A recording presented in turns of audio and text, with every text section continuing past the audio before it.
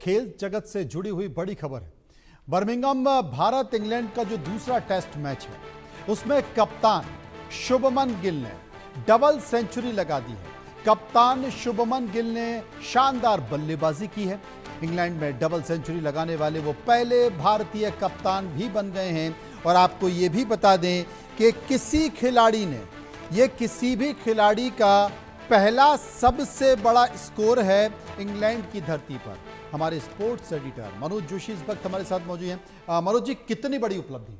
बहुत बड़ी उपलब्धि है। देखिए, आज तक के इतिहास में कोई इंग्लैंड में जाकर किसी भी भारतीय ने 1932 में भारत को अंतर्राष्ट्रीय दर्जा मिला था टेस्ट क्रिकेट का, तब से लेकर आज तक जितने भी दौरे हुए किसी भी खिलाड़ी ने आज तक इतने रन नहीं बनाए जितने शुभमन गिल ने बनाए। क्योंकि इससे पहले ओवल टेस्ट में जो है 1979 में सुनील गावस्कर ने 221 रन बनाए थे, उस स्कोर को उन्होंने पार कर लिया है। ये अपने आप में बहुत ही काबिल तारीफ। जैसा कि अभी थोड़ी देर पहले आपने बताया कि वो पहले भारतीय हैं, भारतीय कप्तान हैं, डबल सेंचुरी बनाने वाले इंग्लैंड में जाकर। ये वो खिलाड़ी है जो जिन पर कभी ये कहा जाता था, ये आरोप लगता था कि सेना देश यानी south Africa, England, New Zealand, Australia, इन मुल्कों में जाकर इसका प्रदर्शन जो है इनका बहुत हल्का है। 16-17 का इनका औसत था और ये कहा गया था इनको कप्तान बनाने की जरूरत नहीं है। मैं तो कहूंगा कि हमारे भारतीय बल्लेबाज हर आलोचना का माकूल जवाब अपने बल्ले से देने के लिए तैयार हैं। इसी तरह से रविंद्र जडेजा पर भी उंगली उठाई गई थी। यह कहा गया था कि जडेजा को रिप्लेस करना चाहिए, उनका अब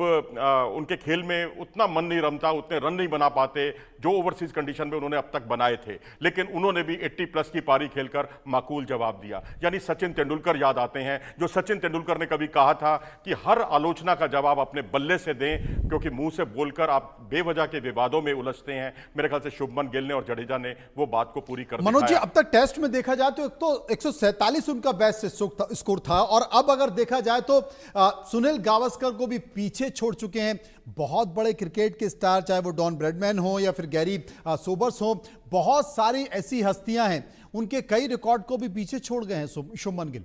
जी हाँ, बतौर कप्तान जो है पहले 2 टेस्ट मैचों में लगातार सेंचुरी बनाने का जो कीर्तिमान था, या ये कहिए कि इंग्लैंड में जाकर वो कमाल जो है उन्होंने किया था। डॉन ब्रैडमैन और गैरी सोबर्स की बराबरी की थी, ग्रैम स्मिथ की बराबरी की थी। अब बतौर कप्तान लगातार 3 सेंचुरियां बनाने का रिकॉर्ड जो है, जो विराट कोहली के नाम है, उस पर उनकी नजर बनी हुई है। और अगर यही उनकी फॉर्म रही, इसी तरीके से अगर उनको बाकी खिलाड़ियों से साथ मिलता रहा, तो निश्चित तौर पर वो उस रिकॉर्ड को भी उसकी भी बराबरी करेंगे। लेकिन फिलहाल राहुल द्रविड़ का रिकॉर्ड उन्होंने तोड़ा। 217 रन बनाए थे द्रविड़ ने, ओवल टेस्ट में ही बनाए थे उन्होंने 2002 में। उसको पहले उन्होंने पीछे छोड़ा, पहले उन्होंने डबल सेंचुरी की, फिर द्रविड़ का रिकॉर्ड पीछे छोड़ा, फिर गावस्कर का रिकॉर्ड पीछे छोड़ा। और अब उनकी नजर होगी अगले टेस्ट मैच में भी, लॉर्ड्स में भी सेंचुरी बनाने की, जिससे वो विराट कोहली की भी बराबरी कर लेंगे। 6 विकेट खोकर 484 रन पार होने जा रहे हैं। शुभमन गिल हैं, वॉशिंगटन पिच पर मौजूद हैं, कुछ और कमाल होगा? जी हाँ, फिलहाल तो 500 का आंकड़ा पार हो गया जी अभी देखते ही देखते। क्योंकि जो आपने अभी लेटेस्ट जो स्कोर देखा था, उसमें हैरी ब्रुक पर जो 3 लगातार चौके लगाए एक ही ओवर में उन्होंने, उससे उन्होंने 500 का स्कोर भी पार किया, गावस्कर के रिकॉर्ड को भी पीछे छोड़ा।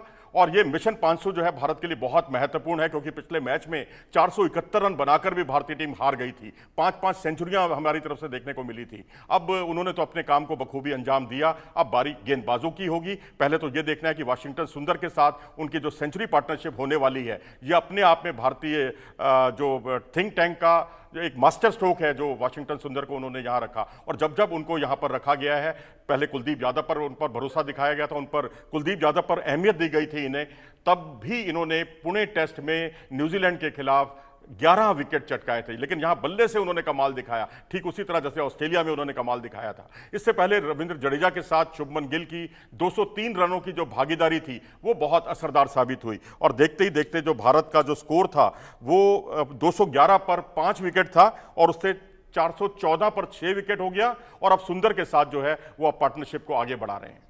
कुल मिलाकर ये कहा जा सकता है कि पुराने खिलाड़ियों को थोड़ा पीछे करके नए खिलाड़ियों पर जिस तरीके से प्रयोग किए जा रहे हैं भारतीय टीम में, वो प्रयोग वाकई एक उपलब्धि के तौर पर नजर आ रहे हैं। इससे आप अंदाजा लगा सकते हैं कि भारत में कितना टैलेंट है और कितना उदीयमान खिलाड़ी आगे आ रहे हैं। ये अपने आप में काबिल तारीफ बात है। क्योंकि अब आप हमें यह नहीं भूलना चाहिए कि पुराने रिकॉर्डों का आपको बहुत ज्यादा मतलब नहीं है। क्योंकि विराट कोहली का एक सच ये है, देखिए, with due regards to Virat Kohli, पिछले 5 साल में उनका 32 के आसपास का, 30 से 32 का एवरेज था, जो मैं समझता हूं कि कोई यंग क्रिकेटर को भी अगर आप उभारेंगे, आगे बढ़ाएंगे, तो वो भी इतना एवरेज तो ले आएगा। इसी तरीके से रोहित शर्मा ने बहुत सेवा की भारत की, हिंदुस्तान की, लेकिन पिछले 3-4 सीरीज अगर आप देखें, वो उनकी बहुत ही फ्लॉप शो रहा। कई बार तो टेल एंडर से भी नीचे का उनका औसत रहा। तो मैं समझता हूं कि ये एक भारत की में एक नए युग की शुरुआत हो रही है, जिस तरह से 2014 में हुई थी जब हम इंग्लैंड में हारे थे, लेकिन उसके बाद हम लगातार जीतते चले गए और विराट कोहली एक स्टार बनकर उभरे थे।